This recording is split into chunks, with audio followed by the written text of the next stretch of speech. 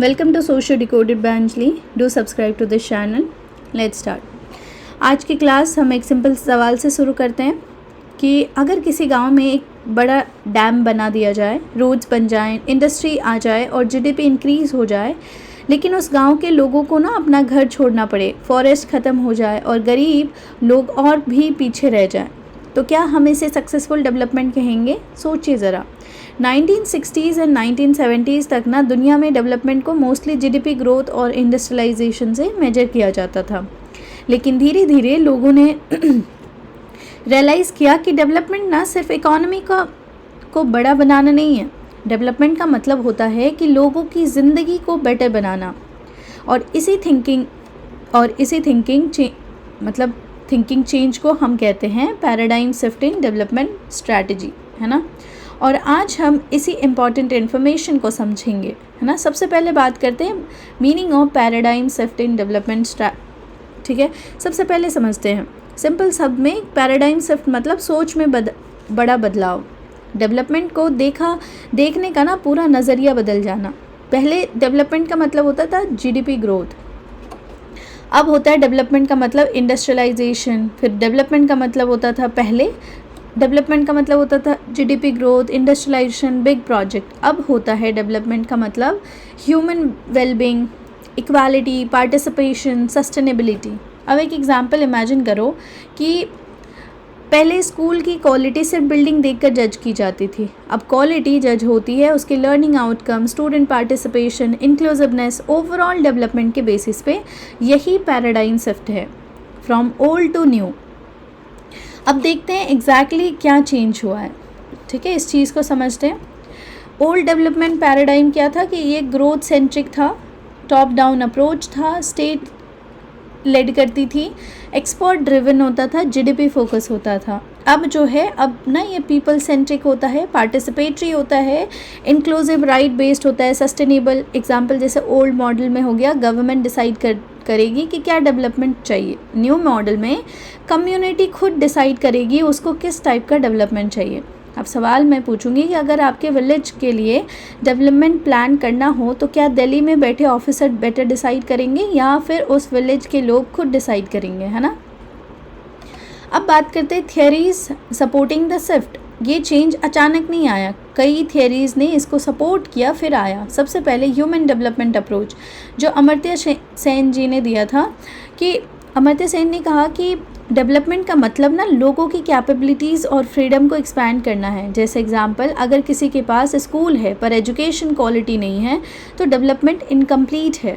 फिर दूसरा आया सस्टेनेबल डेवलपमेंट थियरी, ठीक है। ये ना डेवलपमेंट को ना फ्यूचर जनरेशन को हार्म किए बिना होना चाहिए, ऐसा वो कहते हैं। एग्जाम्पल जैसे फॉरेस्ट काट कर आप टेम्प्रेरी प्रॉफिट कमा लेना सस्टेनेबल डेवलपमेंट नहीं है ना। फिर आता है डिपेंडेंसी थियरी। ये क्या कहता है कि पुअर कंट्रीज़ के प्रॉब्लम ना सिर्फ उनके अंदर नहीं है, ग्लोबल इनइक्वालिटी भी रिस्पॉन्सिबल है उस प्रॉब्लम के लिए, है ना। फिर आता है कैपेबिलिटी अप्रोच। कैपेबिलिटी अप्रोच ना फोकस करता है अपॉर्चुनिटीज़ एंड चॉइसेस पे। मतलब अगर दो लोग सेम इनकम कमाते हैं लेकिन एक के पास ना एजुकेशन और हेल्थ केयर है और दूसरे के पास नहीं है, तो उनका डेवलपमेंट लेवल सेम नहीं हो सकता, है ना।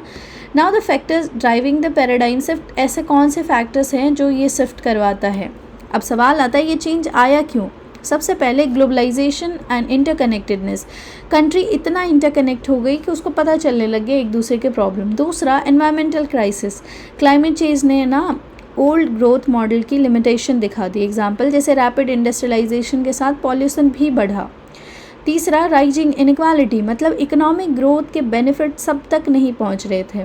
Third social movement, women's movement, environmental movement, human right movement, सब ने ना प्रेशर क्रिएट किया। देन आए टेक्नोलॉजी रिवॉल्यूशन, मतलब इन्फॉर्मेशन सब तक पहुंचने लगी पर लोग ना अवेयर भी होने लगे साथ साथ। एग्जाम्पल जैसे कि आज कोई इनजस्टिस होता है, एक स्मार्टफोन और इंटरनेट उस इशू को ना नेशनल डिबेट बना सकता है ना।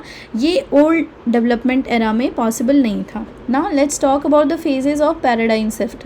कि कैसे ये शिफ्ट होता है। सबसे पहले ये ट्रांजिशन ना ग्रेजुअल है। सबसे पहले होता है ट्रेडिशनल एरा, जहाँ पे फोकस था industrialisation, economic growth, state planning. फिर उसके बाद क्रिटिकल फेज़ आया, लोगों ने ना क्वेश्चन करना शुरू किया कि ग्रोथ बढ़ रही है पर पॉवर्टी क्यों नहीं, मतलब ग्रोथ तो हो रही है पर पॉवर्टी क्यों नहीं कम हो रही।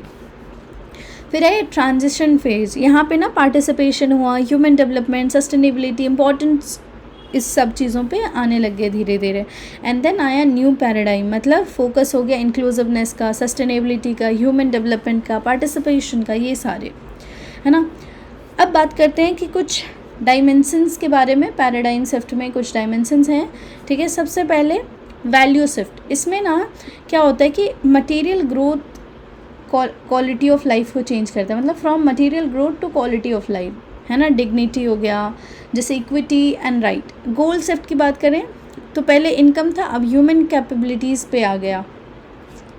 प्रोसेस शिफ्ट की, पहले टॉप डाउन अप्रोच था, अब बॉटम अप अप्रोच है, मतलब ऊपर से जो है बस क्या बोलते उसको इंस्ट्रक्शन आते थे कि आपको ये करना। अब जो है नीचे से जाता है कि सर ग्राउंड लेवल पे ये प्रॉब्लम है, अब इसके बेसिस पे आप जो है कोई पॉलिसी बनाओ। तो अब बॉटम टू अप अप्रोच है। नॉलेज शिफ्ट हुआ कि पहले एक्सपर्ट नॉलेज के बेसिस पे होता था कोई भी चीज़, अब लोकल नॉलेज के बेसिस पे हो रहा है कि लोकल एरिया में जाते हैं और देखते हैं कि वहाँ पे क्या प्रॉब्लम है, वहाँ के लोगों को क्या चाहिए, उसके बेसिस पे अब जो है पॉलिसीज़ बनती है।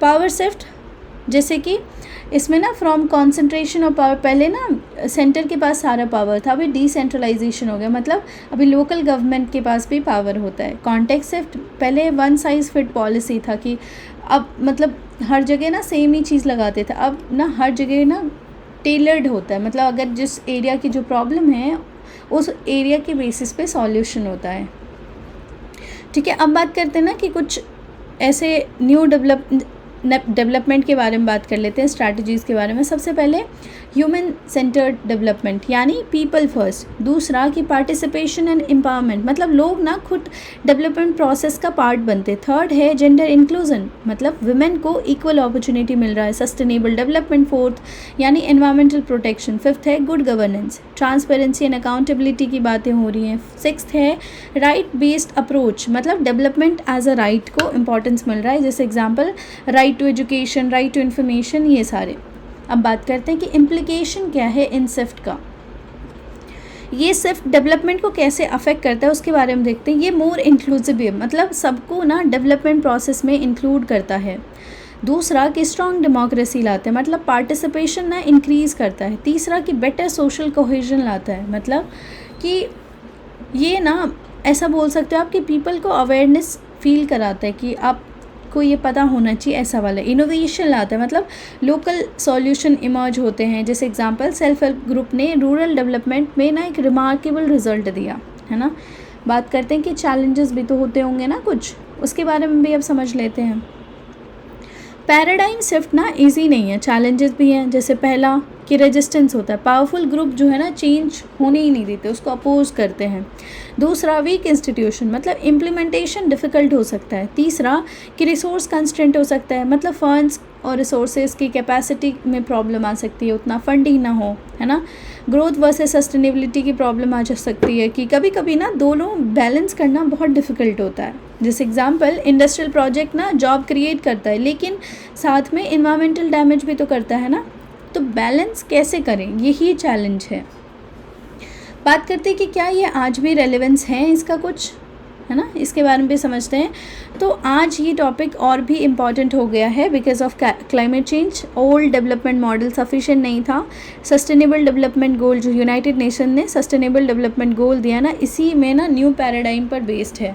डिजिटल इंक्लूजन की बात कर लो, है ना, टेक्नोलॉजी सब तक पहुंचनी चाहिए, ये है। सोशल जस्टिस की बात कर लो कि डेवलपमेंट का बेनिफिट सबको मिलना चाहिए। अब एक एग्जांपल से इमेजिन करो कि इंडिया का स्वच्छ भारत मिशन सिर्फ टॉयलेट बनाना नहीं था, बिहेवियरल चेंज भी इम्पॉर्टेंट था। यही ना इंफ्रास्ट्रक्चर प्लस पार्टिसिपेशन है, ये न्यू डेवलपमेंट पैराडाइम का परफेक्ट एग्जाम्पल है।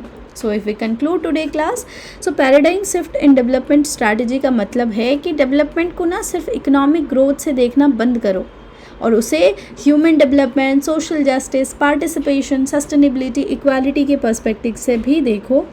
आज ना डेवलपमेंट का क्वेश्चन ये नहीं है कि इकोनॉमी कितनी बड़ी है, आज डेवलपमेंट को अगर मेज़र करना है तो इसके लिए नहीं देखते कि जीडीपी कितनी है, इकॉनमी कितनी बड़ी है। आज डेवलपमेंट का क्वेश्चन है कि लोगों की ज़िंदगी कितनी बेटर हुई, और यही जो है मॉडर्न डेवलपमेंट थिंकिंग का एसेंस है। So if you like this lecture, do subscribe to this channel. Till then, keep learning. Thank you so much.